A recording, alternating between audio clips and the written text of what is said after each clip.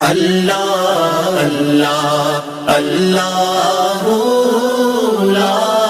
الہ الا اعوذ باللہ من الشیطان الرجیم، بسم اللہ الرحمن الرحیم۔ حضرت قطب الدین بختیار کاکی رحمۃ اللہ تعالی علیہ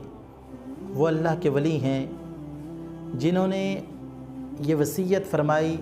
کہ میرا جنازہ وہ پڑھائے جس کے اندر 4 شرطیں پائی جائیں۔ حضرت بختیار کاکی رحمۃ اللہ تعالی علیہ جب آپ کا وصال ہوا اور جنازے کے لیے صفیں کھڑی ہو گئی اور ہزاروں کا مجمع اس انتظار میں ہے کہ حضرت قطب الدین بختیار کاکی رحمۃ اللہ تعالی علیہ کی شرائط کیا ہیں جو انہوں نے لگائی تھی کہ جس کے اندر یہ شرط پائی جائے وہی میرا جنازہ پڑھائے، تو کیا دیکھتے ہیں کہ وصیت جس کو کی گئی اس نے کہا کہ حضرت قطب الدین بختیار کاکی کی یہ وصیت تھی کہ میرا جنازہ وہ پڑھائے جس کی کبھی تکبیر اولیٰ بھی قضا نہ ہوئی ہو۔ فرض نماز بہت دور کی بات، رکعت بہت دور کی بات، فرمایا کہ تکبیر اولیٰ بھی قضا نہ ہوئی ہو، اور دوسرا فرمایا کہ اس کی کبھی تہجد قضا نہ ہوئی ہو، تیسرا فرمایا کہ اس کی سنت غیر مؤکدہ قضا نہ ہوئی ہوں، اور چوتھا فرمایا کہ کبھی کسی غیر محرم کو اس نے نہ دیکھا ہو۔ اب یہ شرطیں ایسی ہیں کہ آج ہم اس معاشرے کے اندر دیکھیں کہ کتنی نمازیں ہم چھوڑ بیٹھتے ہیں، ہمیں پتہ ہی نہیں ہوتا کہ ہم کتنی فرض نمازوں کو چھوڑ دیتے ہیں۔ سنت غیر مؤکدہ تو بہت دور کی بات، تہجد تو بہت دور کی بات،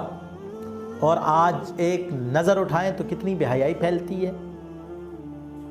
تو سامعین محترم، جب یہ شرط لگائی، جنازہ رکھا گیا اور ہزاروں کا مجمع ہے، تو حضرت شمس الدین التمش جو وقت کے بادشاہ ہیں نظریں جھکائے ہوئے مصلی امامت پر آئے اور آ کر کہتے ہیں قطب الدین بختیار کاکی تم تو چلے گئے لیکن ہمارے راز کو افشا کر گئے، ہمارا راز سب کے سامنے کھول کے چلے گئے۔ وقت کا بادشاہ ہے لوگوں، ان کی سنت غیر مؤکدہ بھی کبھی قضا نہیں ہو رہی، وقت کا بادشاہ ہے کبھی تہجد کی نماز بھی قضا نہیں ہو رہی، وقت کا بادشاہ ہے تکبیر اولیٰ بھی نہیں چھوٹ رہی، وقت کا بادشاہ ہے کبھی کسی غیر محرم کو بھی نہیں دیکھا۔ جس طرح سیدنا فاروق اعظم آپ کے کرتہ مبارک کو تہ بند تو لگے تھے لیکن دھبے نہیں تھے، اللہ تعالیٰ نے سپر پاور بھی آپ کے قدموں میں ڈال دی۔ حضرت عمر بن عبدالعزیز کے دور کے اندر زکوٰۃ دینے والے تھے، زکوٰۃ لینے والا کوئی نہ تھا، لیکن وہ بادشاہ شریعت مصطفیٰ کے پابند تھے، وہ دن کے غازی رات کے نمازی تھے،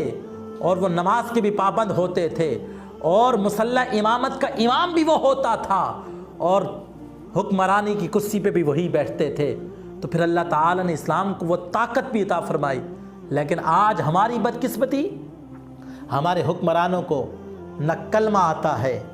نہ سورہ اخلاص شریف پڑھنی آتی ہے۔ بتاؤ تو صحیح،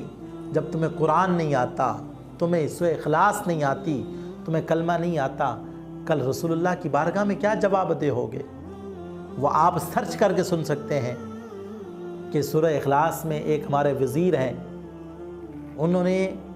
سورہ اخلاص کے اندر 8 سے 10 غلطیاں کر لی، انہیں یہ نہیں پتا میں نے قل هو اللہ احد پڑھنا ہے یا کیا پڑھنا ہے، لیکن وہ بادشاہ تھے جن کی تہجد بھی قضا نہیں ہو رہی، وہ بادشاہ تھے جن کی سنت غیر مؤکدہ بھی قضا نہیں ہو رہی۔ اللہ کی بارگاہ میں دعا ہے اللہ تعالی ہمیں نیک صالح حکمراں عطا فرمائے۔